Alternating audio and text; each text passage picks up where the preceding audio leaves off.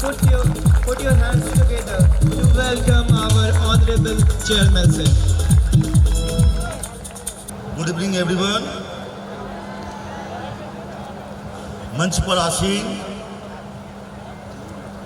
परम पूजनीय बाबूजी और बिहार के फर्स्ट प्राइवेट यूनिवर्सिटी के chancellor Pandit Shri Nityanand Jha ji, honourable vice chancellor doctor Samir Verma ji, principal of Shri Ram polytechnic mister Chandra Prakash ji, Shri Sitanand Jha industrial training institute के प्रिंसिपल सूर्यभूषण सिंह जी, हमारे अनुज डॉक्टर सुनील झा, आर्यन संदीप झा और मास्टर अभिष झा, सभा में उपस्थित मीडिया के रिप्रेजेंटेटिव्स, भू अर्जन समिति के मेंबर्स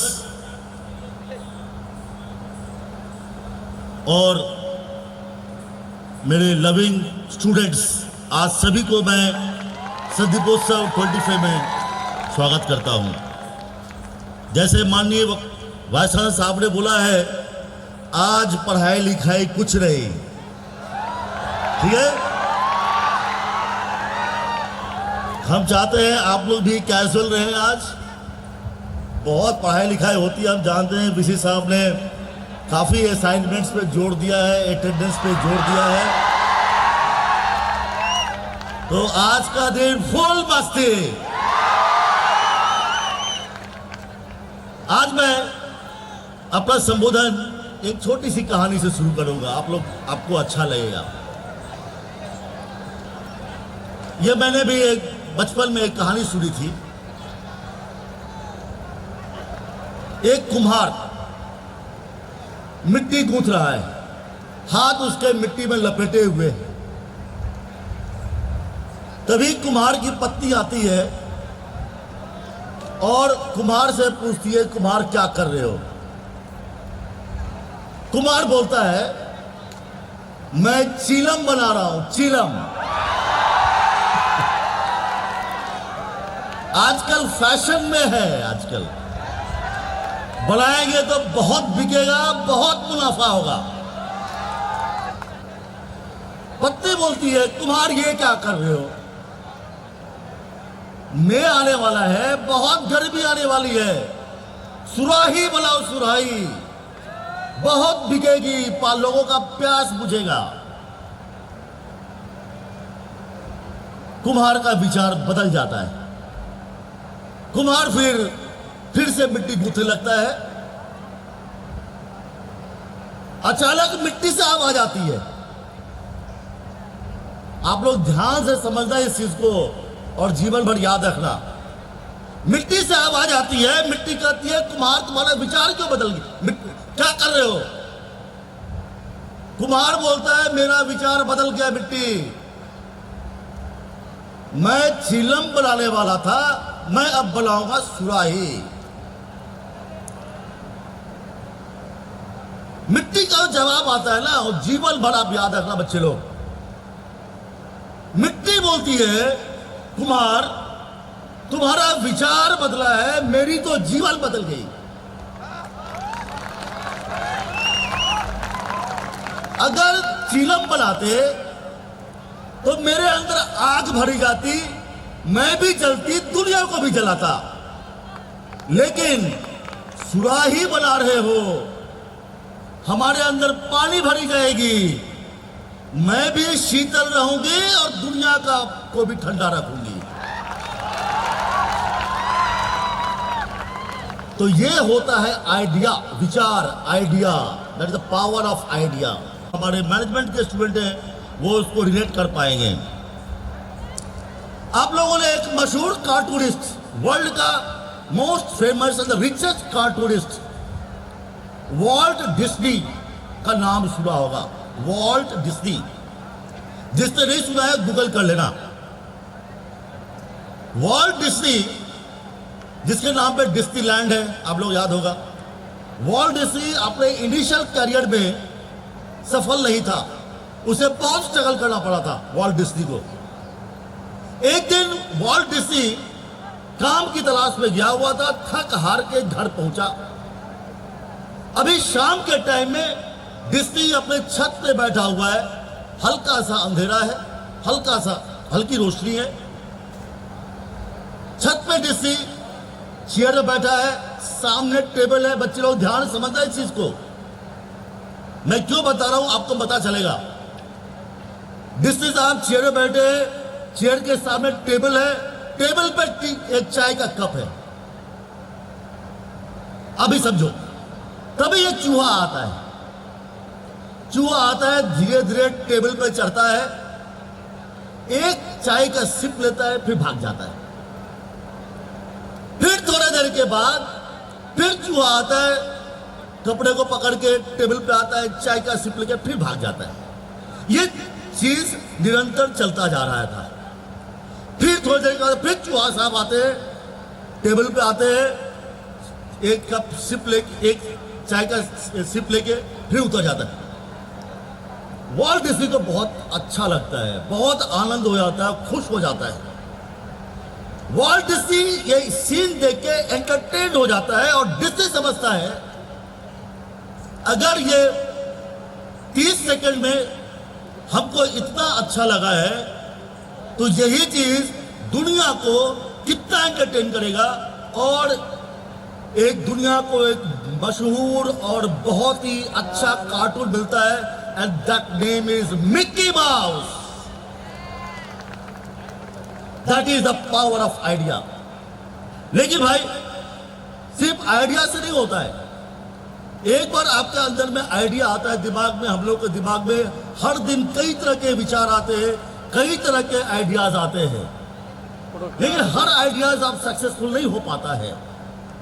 उसके लिए हम आपको कहना चाहेंगे, जब भी कोई दिमाग में विचार आए, दिमाग में आइडिया है, ऑलवेज थिंक ऑन पेपर, उसे लिख लिया करें, पेपर पे लिख लिया करें क्या आपको आइडियाज आता है, और उसको प्रॉपर प्लानिंग करें और उसको एग्जीक्यूट करें और बहुत निरंतर प्रैक्टिस करते रहे, अभ्यास करते रहे।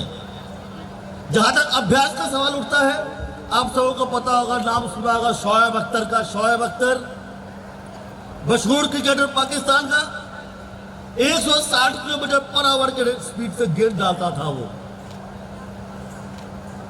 जब सामने में सहवाग खड़ा रहता था, वीरेंद्र सहवाग, मीडिया वाले ने वीरेंद्र सहवाग से पूछता है, सहवाग को डर नहीं लगता है क्या जब तुम अख्तर के सामने खड़ा होता है? कहते हैं जब अख्तर दौड़ता था तो धरती कांपती थी, वैसा उसका रलब था।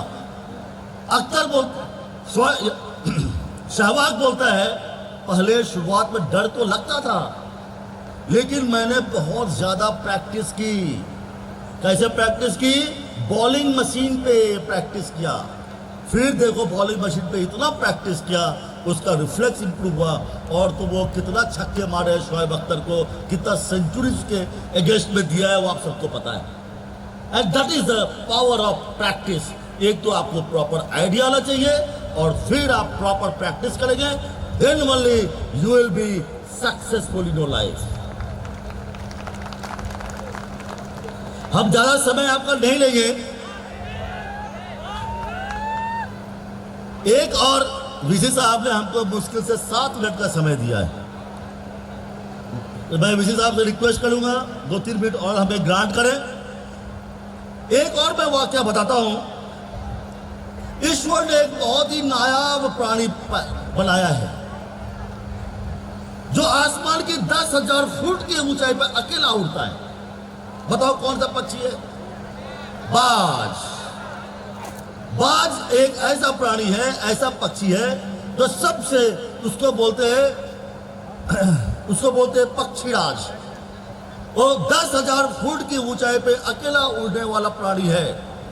वो, उसको आप किसी भी छोटे पक्षी के साथ आप उड़ते नहीं देखोगे, उसको कम ऊंचाई पे आप उड़ते नहीं देखोगे। ये बाज की खासियत है। एक बार एक मुर्गी वाले को एक बाज का अंडा मिलता है। देखो बहुत ही इंटरेस्टिंग बताता हूं मैं। एक मुर्गी वाले को एक बाज का अंडा मिलता है। मुर्गी वाले ने वो अंडा लेके मुर्गी के जो दूसरे अंडे हैं उसके साथ उसको रख देता है। उसमें से बाज का बच्चा निकलता है। बाज का बच्चा मुर्गी के बच्चे के साथ में बड़ा हो रहा है, उसी को वैसे लालन पालन हो रहा है। आपको पता होगा मुर्गी या मुर्गा ज्यादा ऊंचा नहीं उड़ सकता है। उसी तरह से उन बच्चों को देख के बाज का बच्चा भी कम ऊंचाई में उड़ना सीखने लगता है। एक दिन की बात है, एक बहुत बड़ा पक्षी आसमान में उड़ रहा है। बाज का बच्चा बगल के मुर्गी से पूछता है, भाई ये कौन सा पक्षी उड़ रहा है? तो मुर्गी बोलती है ये जो है ना, ये बहुत बड़ा पक्षी है, इसको बाज कहते हैं, ये बहुत ऊंचाई पे उड़ता है। हम लोग तो साधारण पक्षी है और हम लोग कम ऊंचाई पे उड़ते हैं और हम लोग जमीन पे ही रहेंगे। उस मुर्गी के बात को सुन के वो बाज का बच्चा जीवन भर एक साधारण पक्षी की तरह से ही जीवन व्यतीत करता है और साधारण पक्षी की तरह से मर जाता है। कहने का मतलब क्या है, आप सबों के अंदर में असीम पोटेंशियल है, इमेंस पोटेंशियल है बाज के बच्चे की तरह से। लेकिन जरूरी है समझना जो आप में वो ताकत है। अगर वो अपना पोटेंशियल आप समझ गए तो आप भी बाज की तरह 10,000 फुट की ऊंचाई पे आप उड़ोगे, सफलता को आप हासिल करेंगे। अदरवाइज एक साधारण इंसान की तरह से एक नॉर्मल लाइफ आप जियोगे। इसके लिए कहता हूं मुर्गे के साथ मत रहो, साधारण आदमी के साथ नहीं रहने का है। लीव योर, मतलब हमेशा आपकी जो संगति होनी चाहिए वो बहुत इंपॉर्टेंट है।